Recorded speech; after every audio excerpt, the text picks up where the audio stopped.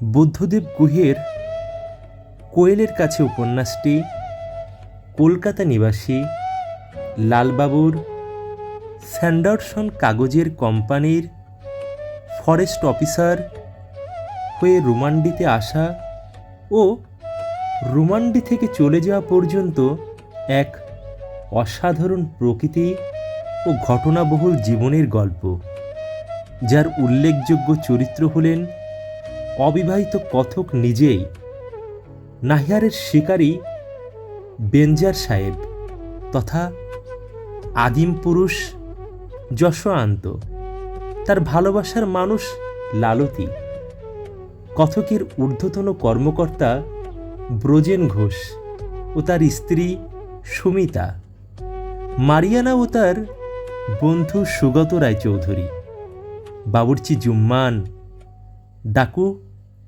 সুজাং সিং। আসলে কি জানেন, বুদ্ধদেব গুহের উপন্যাসে প্রকৃতি যেন মুখ্য বস্তু। তার উপন্যাসের পটভূমিকা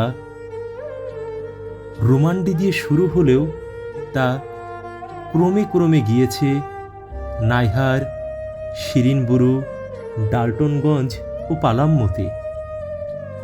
এখানে আছে যেমন যশোয়ান্তের প্রেম জীবনের দুঃখ বা সুমিতা বৌদির নিঃসঙ্গতা, তেমনি আছে লালবাবুর একাকী জীবনের স্বাধীনতা, মারিয়ানার স্টাডি রুমের নির্জনতা।